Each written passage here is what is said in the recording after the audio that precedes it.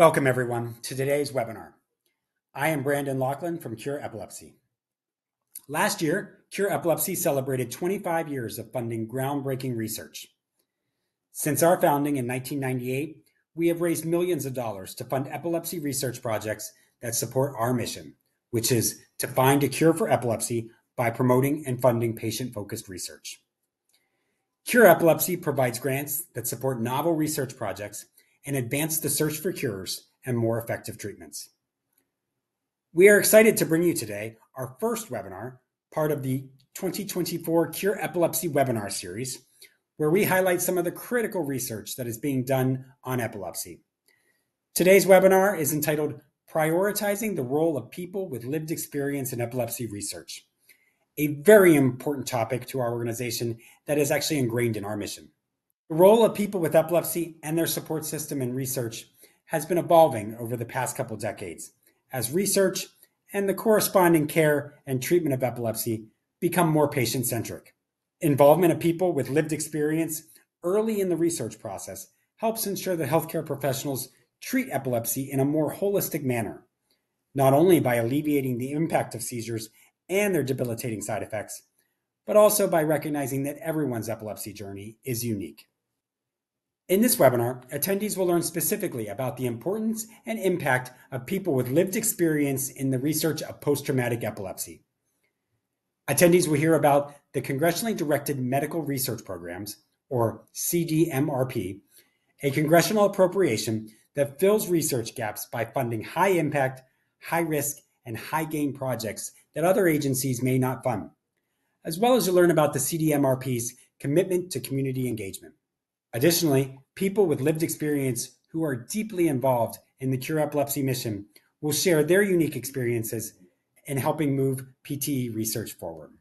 Today's webinar, like all of our webinars, is being recorded for later viewing on the CURE Epilepsy website. You can also download transcripts of all of our webinars for reading. This webinar is presented by Dr. Melissa Miller, a Health Sciences Program Manager with the U.S. Department of Defense.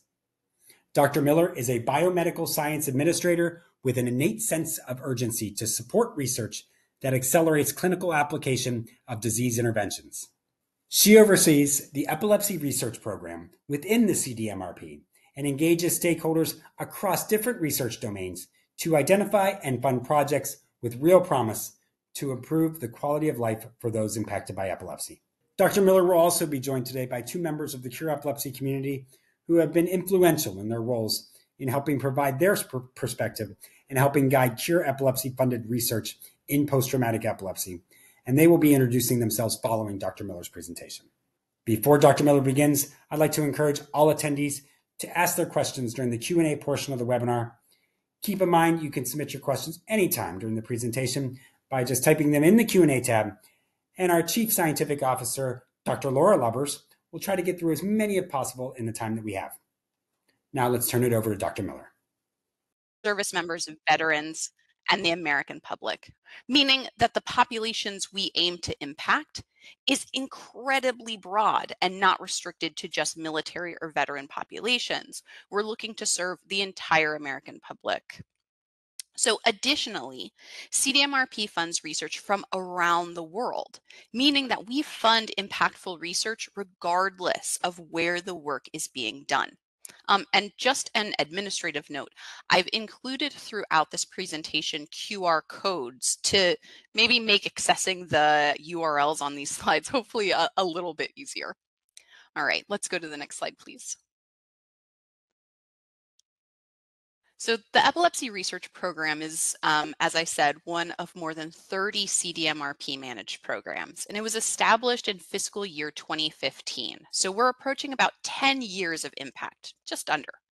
The program aims to develop an understanding of the magnitude of post-traumatic epilepsy within the military and to expand research into the basic mechanisms by which traumatic brain injury produces epilepsy. So it's important to recognize that although we are named the Epilepsy Research Program, our primary focus is specifically on epilepsy that occurs following a traumatic brain injury. The program's vision is a time when post-traumatic epilepsy can be prevented or optimally managed. And the way we will get there is through our mission to understand the mechanisms of post-traumatic epilepsy and associated comorbidities. And this is to improve quality of life, especially in service members, veterans, and caregivers. Next slide.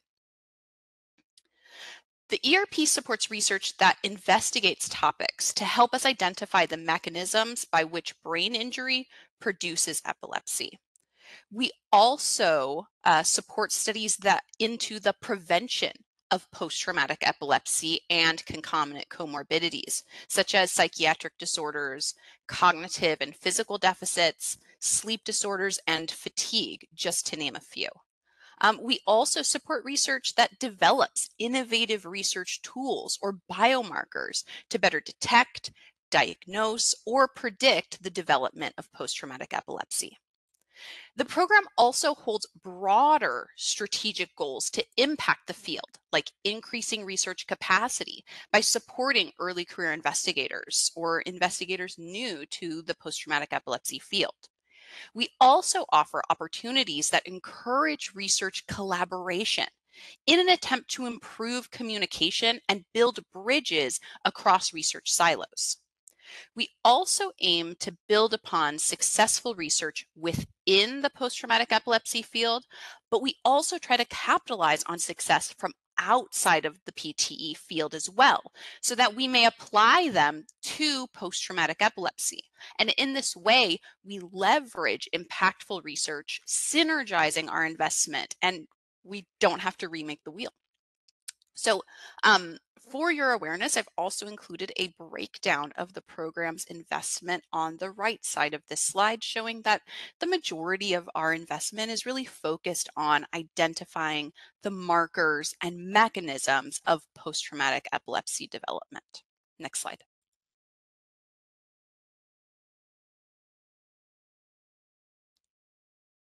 An excellent place to learn more about the ERP program and the research we fund is through our page within the CDMRP website. And there you'll find helpful resources. And if you could click,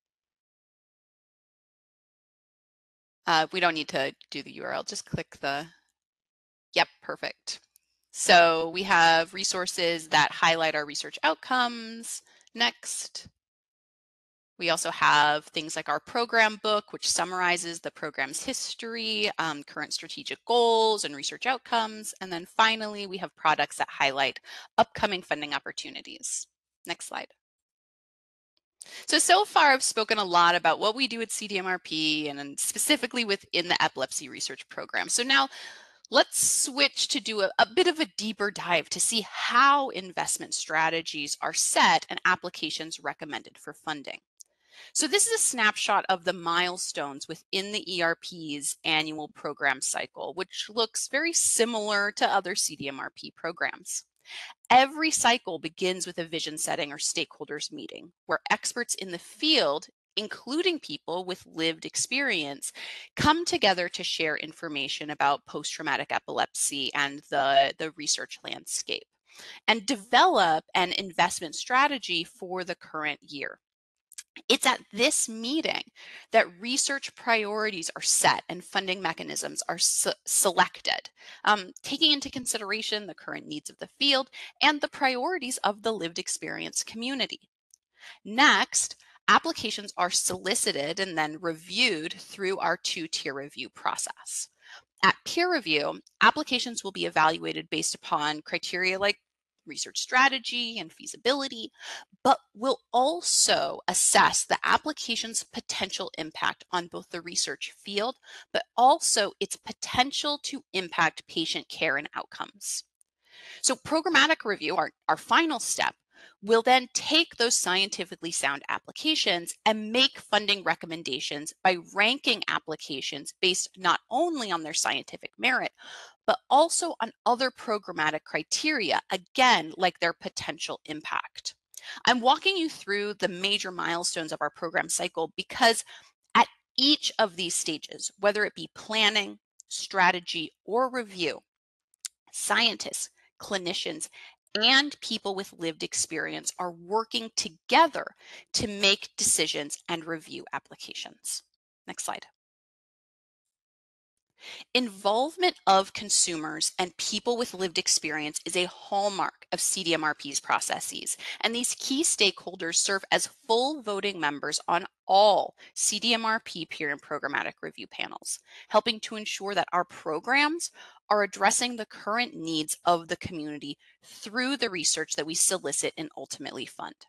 Additionally, more and more CDMRP programs are seeing consumers and people with lived experience participating on research teams. In fact, next slide, please. The ERP is one of those programs that's now encouraging the involvement of people with lived PTE experience as part of the research team to provide consultation and guidance throughout the planning and execution of our funded research. Our goal for this requirement was not for another box for applicants to check or a hoop to jump through, but as a means to maximize the impact and translatability of the research that we fund. The entire mission of the ERP is to improve quality of life of people living with PTE, and we believe that through equitable partnerships among the research and lived experience communities, we can most effectively accomplish that mission. So what are the current expectations for community engagement for applications to the ERP program? Well, our program announcements now include an entire section dedicated to community engagement expectations so that anyone interested in applying for ERP funding is provided a detailed description of our expectations as it relates to partnership with the lived experience community. We outline these expectations in an attempt to maximize equitable collaboration and minimize tokenistic engagement. It's in this session that research teams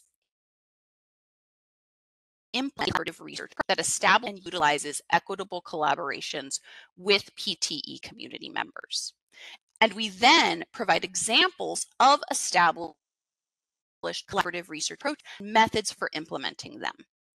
Key features of these approaches include the recognition of the strengths of each partner and understanding each member of the research team will look at problems from their own equally important perspective. It's also expected that community partners will be engaged throughout the entire project, which may include needs assessment, planning, grant writing, intervention design, and implementation. And then finally, equitable collaborations are hallmarked by joint interpretation and dissemination of research results to ensure that the populations most impacted by the research can access and understand that research. Our program announcements also provide literature references to learn more about collaborative research approaches that for those of who may want to expand their understanding in this area.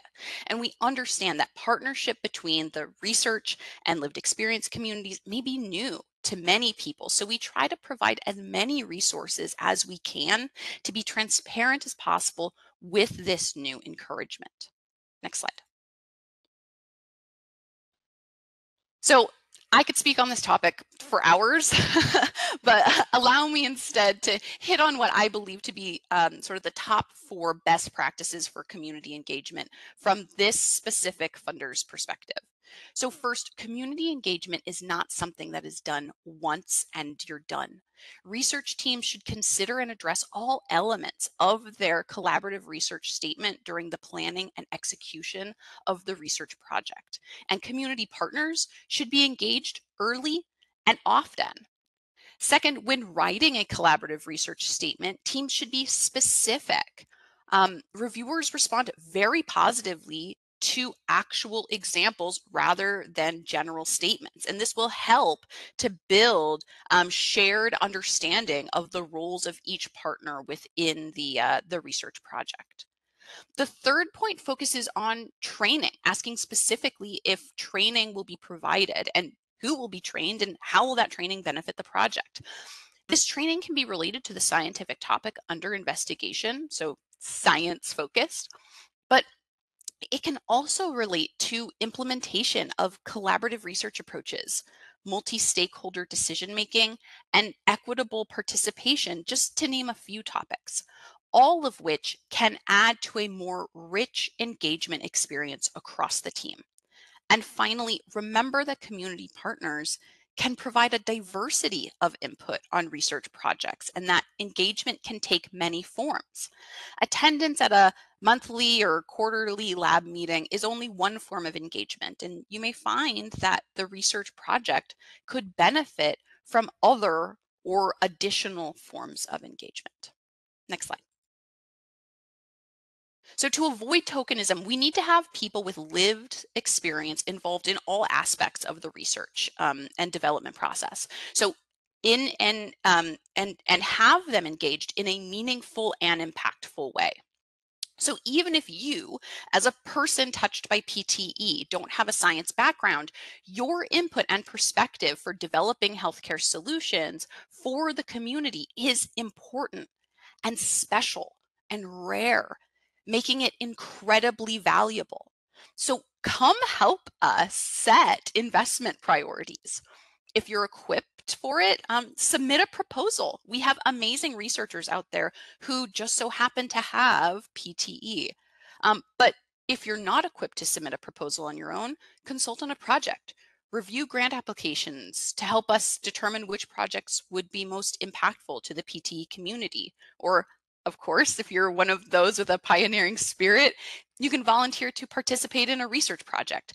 There are so many ways to get involved in the research process, and the more voices we have, the more impactful our research outcomes can be. Next slide. So if you take nothing else away from this presentation today, I hope that you can appreciate how integral those with lived experience are to the entire CDMRP process. And if you want to learn more about the folks who have served as peer or programmatic reviewers, or those who are consulting on research projects, the CDMRP website has a number of highlights that tell their stories. Next slide. Great. So I want to finish by noting that you will have the opportunity in this session to hear from a few people who are part of the PTE lived experience community and are participating in the PTE research field as reviewers, strategists, and consultants. They are living my earlier call to action, and I really hope that they inspire you as much as they inspire me. And with that, I'll end. Thank you very much for your time and attention. Thank you so much, Melissa. That was a terrific overview, and I know that people may have questions about different dimensions of that, and I welcome people to, submit your questions in the Q&A tab. But I really want to introduce Jack Summers, a retired captain in the United States Marine Corps who served our country in Afghanistan. Jack serves on the steering committee of CURE Epilepsy's latest research project on post-traumatic epilepsy, which is funded by the ERP. So Jack, I welcome you and would love to have you tell us more about your journey with epilepsy. Yeah, well, first off, thank you for having me.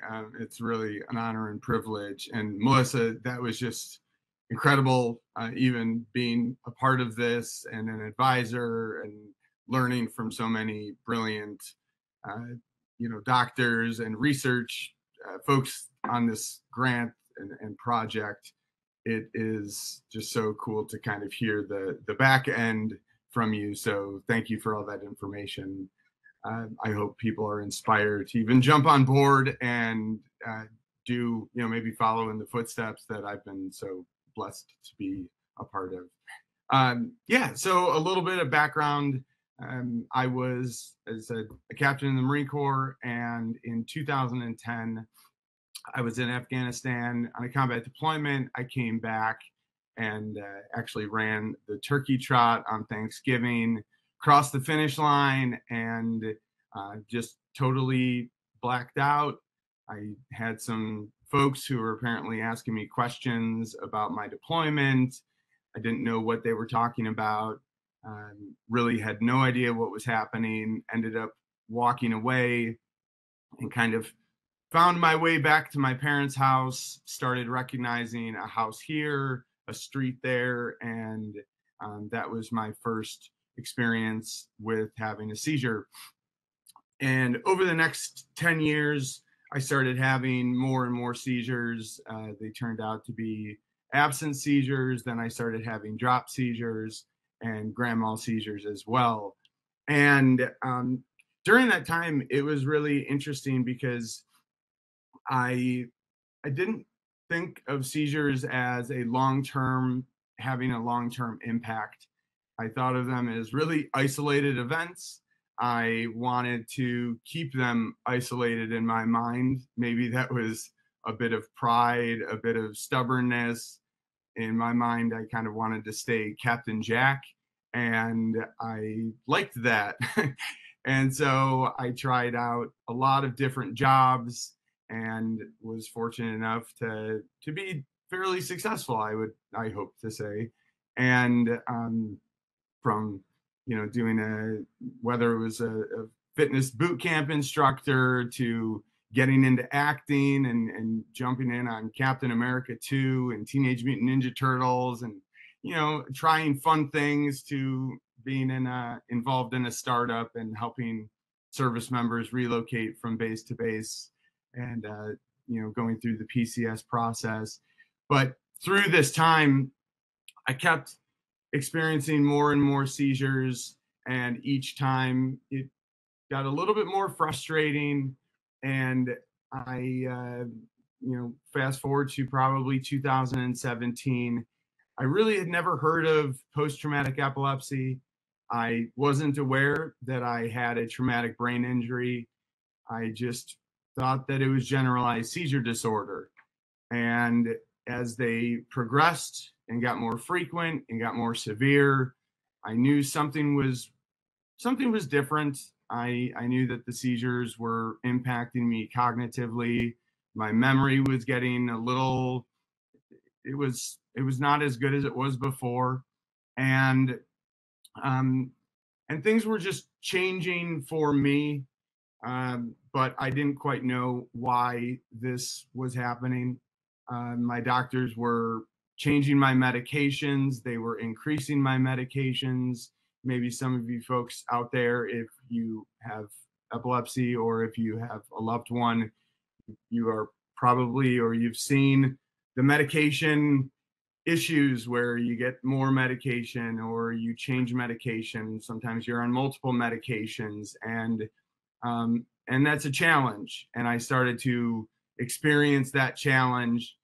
And as time went on from 2017 to 2020, I began to experience more memory issues, more cognitive functioning issues, executive functioning issues. And I started to create a lot of life hacks to counter those issues. I started making my mornings as simple as possible, minimize the decision-making processes, make them, have my shoes here, work out, same workouts every morning, eat the same granola bar, do everything I could so that when I needed to make a decision later in the afternoon, I had as much decision-making bandwidth as possible.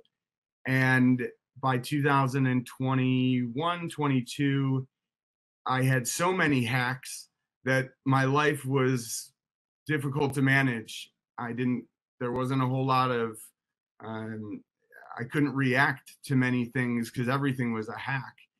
And I started to also experience, back-to-back seizures. And so it was getting kind of difficult to manage. And at that time, in fact, CURE Epilepsy, through Brandon, thank you once again, Brandon and I connected, and CURE Epilepsy came into my life. And I was very hesitant to actually, kind of come forward and say that the effects of my epilepsy had really started to challenge my personal and professional lives. It was affecting some of my relationships. My behaviors were starting to really change. memory was becoming an issue. And through Brandon and then through one of the former research director, Lauren Harkey-Hargrove, they offered this opportunity to join this research project, which is the PTE Astrocyte Biomarker Initiative. And this project, which looks at from a TBI to then that first seizure, which PTE, it looks to identify how can we stop that first seizure? What can we find that we say, all right, that TBI, there's certain things that it presents that we can then say, all right, this person is likely to have a seizure. And so we can go in and we can provide some type of intervention to prevent or hopefully prevent that person from having that first seizure, because that's the big one. If we can prevent a person from having that first seizure, then the second seizure is likely not to happen. And if that happens, if there's no second seizure, then there's no third, fourth, fifth. But it's that first seizure that we really want to stop. And I'm a good case, take it or leave it, but how that first one was not stopped. And now, 30, 40, 50, 60 seizures later or more, it's because we just couldn't quite stop that first one. And this beautiful research study with folks all over the world who are involved, and I'm so grateful, so blessed, so honored to be a part of this, are completely committed, dedicated to solving this problem, which is you had a TBI, all right, the story's not over. Here's the problem that we can solve is let's stop that first seizure. And that's what this research project is all about. And it's a total honor to be a part of it. So that's a little bit of me. And yeah, thanks for having me once again. Thank you so much, Jack, for sharing your story and how epilepsy has impacted your life. I know that's not easy to share, but thank you for doing that. And thank you for sharing your enthusiasm and your engagement with this project. And we'll come back to you with some more questions in a bit. But next, I'd like to introduce Patty Horan, who is a longtime supporter of CURE Epilepsy. She currently serves as a lived experience reviewer for the CDMRP Epilepsy Research Program. Patty's husband, Pat, suffered a traumatic brain injury in 2007. It was also military connected. And he overcame his grave diagnosis and the devastating consequences of post-traumatic epilepsy and is now nearly 10 years seizure-free. Patty, can you tell us about the journey you and Pat have had with epilepsy over the last decade and a half? Hello, Laura, Jack, Melissa, and everybody out there. Thank you for having me. And yes, we've been on quite a long journey. Pat was injured in 2007. And so that's almost, 17 years, I think, since he was injured in combat. So Pat served out of Fort Lewis in 2006, 2007. He was a platoon leader, also a captain like Jack, and he sustained a gunshot wound to the head on a night mission that summer. So Pat was actually very lucky that evening because he was the only one injured in the incident, and they were able to medevac him straight to field hospital within an hour. He was in surgery. He spent about 24 hours at that field hospital and was then medevaced to Bethesda Naval. So it was about 72 hours. So getting shot in the head, lucky at all, but everything lined up for Pat's survival is pretty amazing. So when he got to Bethesda Naval, I also flew out of Washington State to meet him. I was the longest probably flight of my life, wondering what I was going to find on the other side, on the East Coast. When I got there, Pat was gravely injured. And oddly, I mean, this is a weird thing to think about, but I was just like, please let his face be okay. It's odd when you think someone's shot in the head, you don't know what they're going to appear, but he actually had a temporal lobe injury, and it just went a big gaping hole on the side of his head that was open. So in the beginning, epilepsy was a word I heard very often, and it was a word that was extremely frightening to me because it would end his life. He was in intensive care, I would say really for 6 weeks. It was 3 weeks in the surgical wing for 3 weeks, but he was in intensive care for 6 weeks.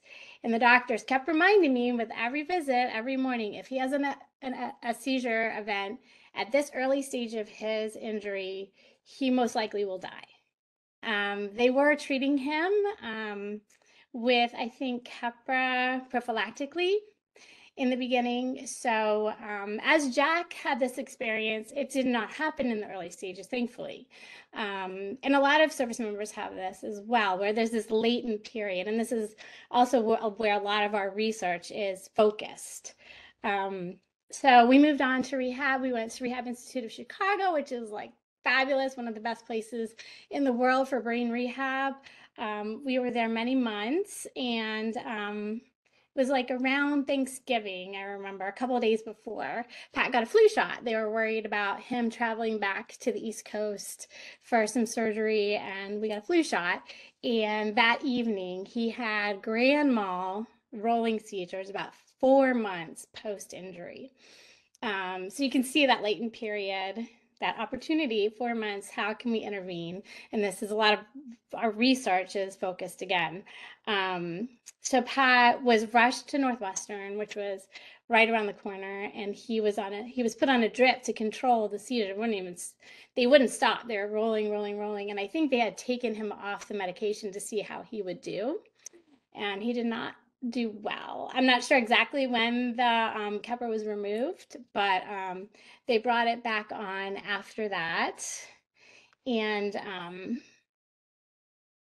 he then, I mean, that kind of what I say was the beginning of the period to like tame the beast. It's once they start, like Jack said, they don't really stop until you can find this perfect cocktail. And for a lot of service members, I think it's a big number. I think it's around 30% that do not get control over their seizures or epilepsy, even with any sort of drug cocktail.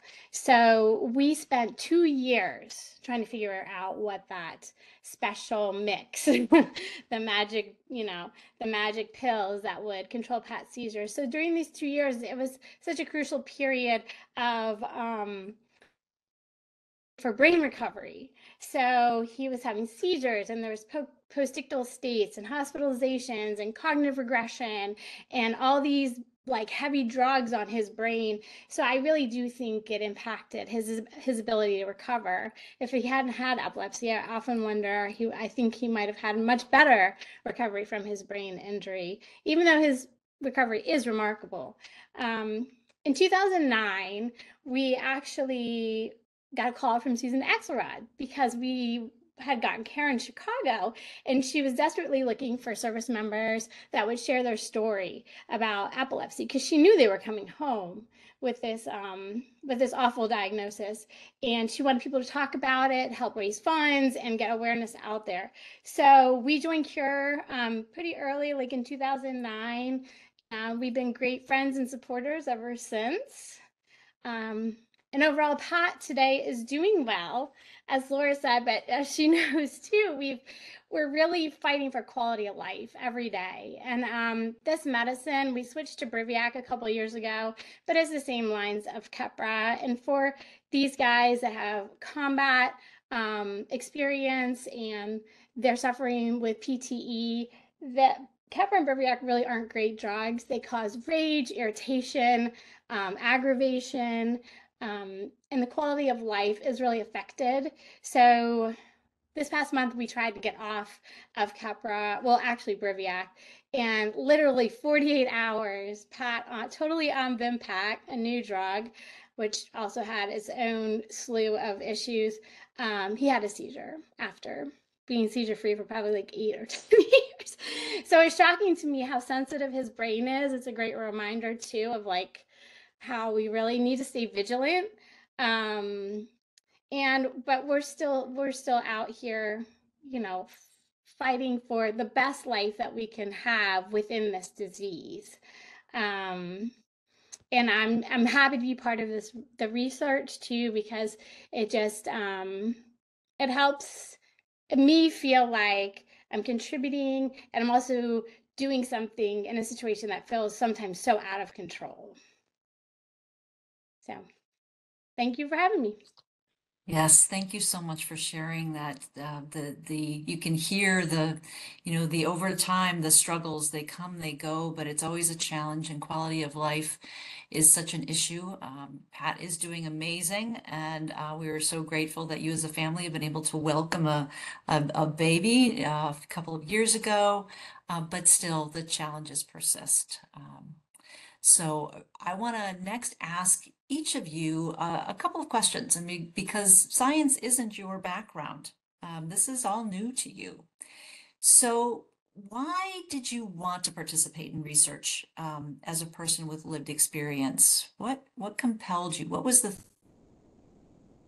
to make this choice? Jack, do you want to start? Maybe unmute. Yeah, sorry about that. I think the most important part to me was to serve. Ultimately, that brings me the most amount of joy. I hope that's not a selfish response, but it is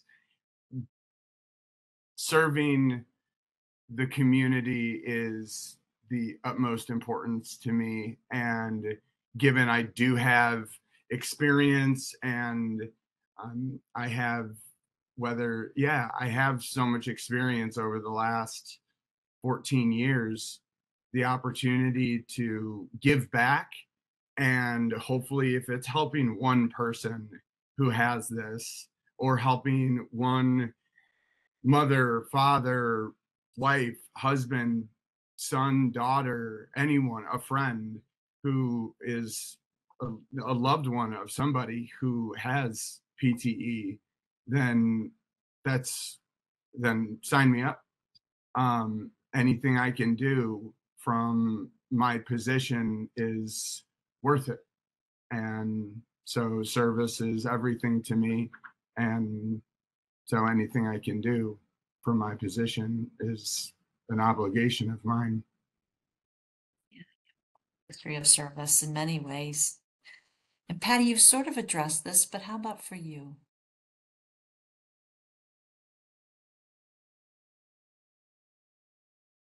I guess I agree with Jack in the fact that like I've seen so much suffering in the veteran community. It's unbelievable. And if there's anything that I can do to reduce the suffering of people in this community, they deserve it all. I mean, they deserve our attention, our focus, and anything we can do to relieve some of what they're going through is worth it. This war is awful. But I feel like, you know, this contributes to not just veterans, but the society as a whole, because we're learning how to better take care of our brains, and everyone's got a brain. And I think that it's just a really important mission. And I will say, I am not a scientist at all. I have a business background, and it's very scary at first to get involved in the research. I have a little selfish, you know, reason to just to be engaged with all these brilliant scientists that actually can give me a better understanding of how to help my husband, how to support him, and understanding of what the broader picture of epilepsy looks like, and what's happening out there as far as access to care, and just the latest and greatest medications, and what's going on in the clinics. Yeah, I know we've talked about it before. It is daunting without having a science background, to step into a role like yours, where you're discussing with, the science with well-established researchers. So and I'll ask you both this, but Patty, what were your greatest concerns when thinking about this, when you were like engaged with this, and how did you overcome those concerns?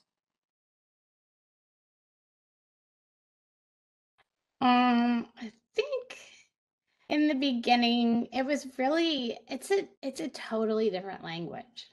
It's like walking to a foreign country, going into like, what are they saying? So the good thing about the ERP is you do get some time. Like each person is given 5 projects to evaluate, and you get a couple weeks to look over all of these. You do have to present them and speak the language, but you have a co-presenter. So if you mess up or if you didn't get it quite right, you have somebody else to like swoop in and fix it up a little bit. But the whole panel discusses everything later too. So you're not alone. And I think a little bit was just ignorance because with the first panel I sat on, I was very overwhelmed. On the first break, I went outside and I was like, what have I volunteered for? But but people were so gracious. They were so nice. They were so thrilled that I was there. They felt like they thought that my opinions were valuable, which was amazing because these are some of the smartest people in the country. So it was very scary at first, and I fumbled through presenting probably the poor researchers that got me as the presenter. But I did it, and every year it gets easier, and I understand the brain a little bit more, and I've met some great people with CURE, and just the people on the panel are just the best people, and Melissa, and just it's been overall a great experience. Great. Yes, you have a very powerful voice on that review panel for sure. And you have changed the direction of science with focused on PTE. And that's really something to be proud of. Jack, how about you? You're coming into this fairly recently. So what were your greatest concerns and what did you do to overcome those?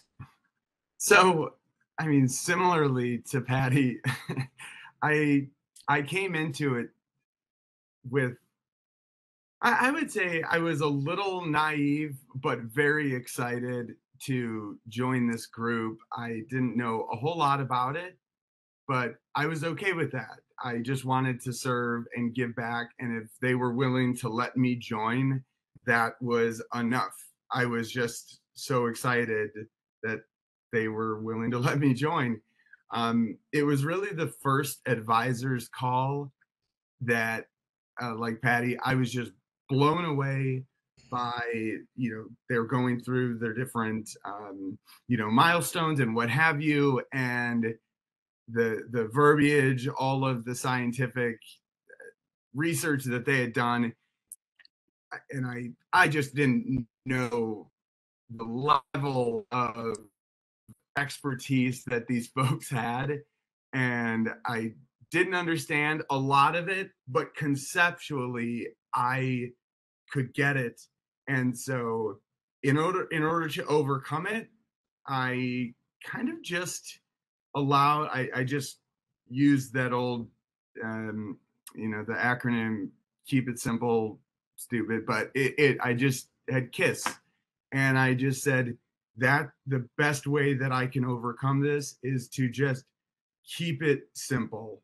And when I did that, I just listened and I kept it simple. And all of a sudden, I understood what they were talking about.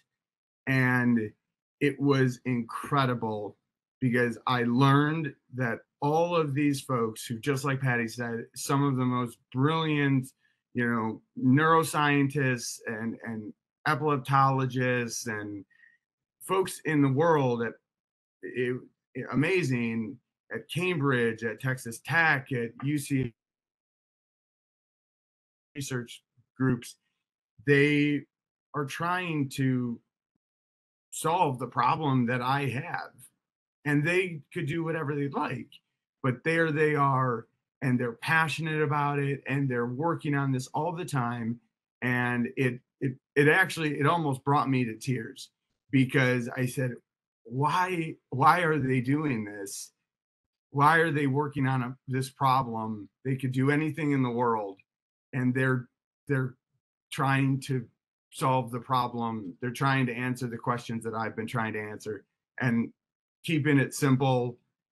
Let me learn, let me figure out just what they were trying to do. And so I then didn't have to worry too much about all the words that they were using. I just got to listen to generally what they were trying to do, and it blew me away. It still does every single time I listen to them. Yeah. I would had the privilege of being on that call, that first meeting of that research team with you, and it too almost brought me to tears when you shared your, and it's one of the highlights of my year from last year, when you shared your thoughts and experiences, and the entire conversation changed. And these scientists were acknowledging your experience and saying, yeah, we need to think differently about this aspect of it. So your voice was really powerful. And that, is another example of why this is important to do. So, recognizing that, that's a great segue into the last question I have for you both is, what do you feel is the value in sharing your voice? And what do you hope your participation achieves in doing this? So what's the value? And what do you hope the outcomes will be? And Jack, do you want to take that, since we were just kind of talking about that? I hope that I hope that I can use my experience to give back and help one person. I hope that I can serve again. I hope that I refuse to let my experiences be lost in translation or be just mine. I refuse to let them go to waste. And so my hope is that they get leveraged, is that they're used in ways that we are just learning how to use them, and how they were used 5 years ago or 10 years ago is actually just the beginning, and that we learn how to use my experiences more and more and in more efficient, more effective ways as time goes on. That's my goal. Great, wonderful. And Patty, what do you feel is the value of sharing your voice? And what do you hope it will achieve? Well, a little bit more support for caregivers and the families. So, the VA, the Veterans Administration, they need concrete evidence of what's happening in our households. They don't necessarily understand the toll of epilepsy in a household, on a life. Especially uncontrolled epilepsy. So I feel like I contributed at least to start looking at quality of life studies. So we have some of those in our portfolio. And I feel like I pushed for that. And I'm hoping that the data from those studies will be concrete evidence for the VA to actually compensate these families better that have epilepsy. They will give them better services, better access to care, and also home health benefits, because some of them, and we were at this point in the beginning where I couldn't leave Pat alone for 5 minutes.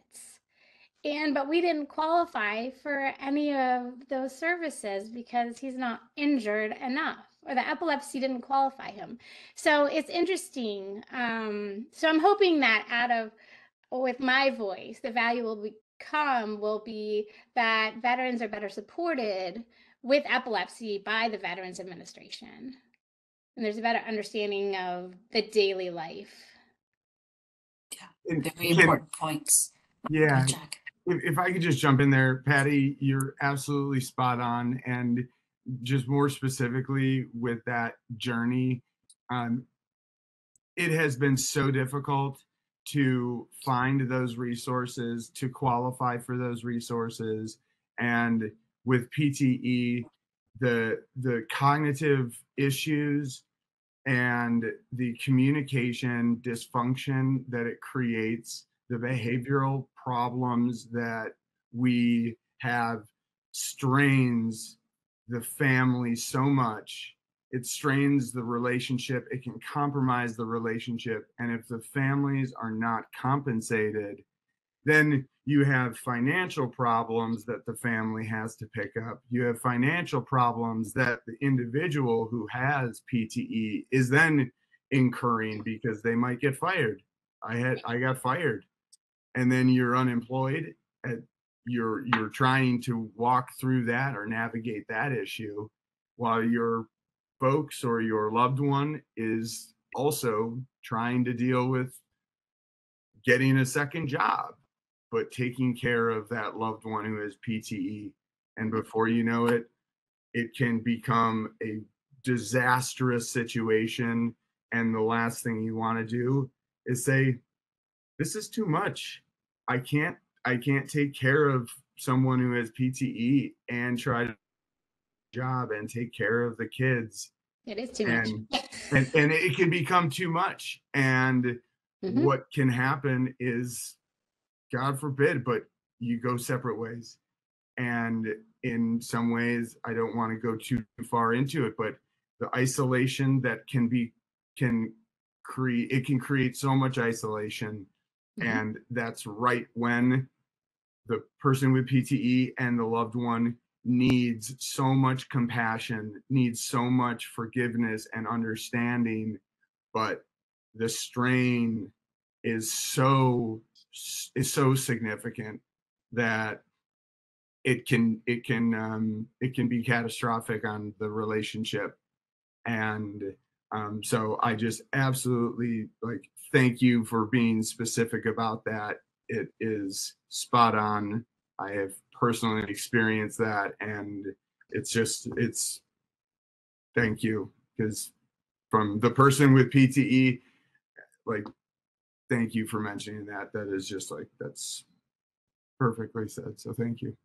Well, hopefully the research will say it loud and clear too, and we'll be able to get, or the future service members will be able to get more support. Yeah.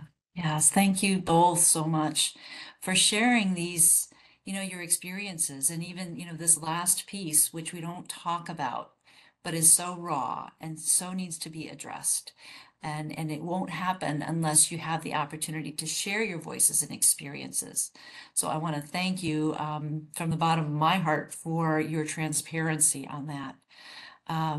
I know we're nearing the time of the end of the webinar. Before we wrap up, I do want to go back to Dr. Miller for her to share her hopes and visions for the future of lived experience participation, and how we go back to how can people get involved. So I think my greatest hope for the near future is for more researchers and people with lived experience to have the conversations that we were just having. It's so important to have opportunities for these conversations, to force opportunities for these conversations, because without them, the researchers are doing their best, but they are not the experts in your experiences. And we need you to tell them and guide them into what is the most important and impactful questions to be researching for policy change, for care change, for overall change. And that's what I hope really will impact the future. And the way that people can get involved with the ERP is just going to the CDMRP website. We have a big banner on our website that says get involved. And if people are interested in reviewing for us, in consulting on projects, let us know. We can help connect you to the necessary people. I'm sure, Laura, that your organization also has opportunities. I think there's a lot of opportunities, and we just need, people and their generosity of time to volunteer, and we can make a really great impact in this field. Yes. Thank you all. What a compelling discussion we've had. I thank you all for that. You're sharing your unique perspectives on the importance of sharing your voice and the challenges of doing that and the support that you will find if you choose to do it. I'd also like to thank those who have been online with us today to learn more about this topic. If you have any questions about the topic or want to learn more about CURE Epilepsy, you can go to our website. You can email us at research@cureepilepsy.org. We would love to have engagement and be able to support programs like Melissa's even more. So please do reach out. And please do stay tuned for more information about our next webinars, which will be announced in our communications and on our website in the near future. So again, I want to thank you all for such a great discussion. Thank you for sharing your stories, the things that are hard to speak to. It's deeply, deeply appreciated. And I hope you all have a wonderful weekend. Take care.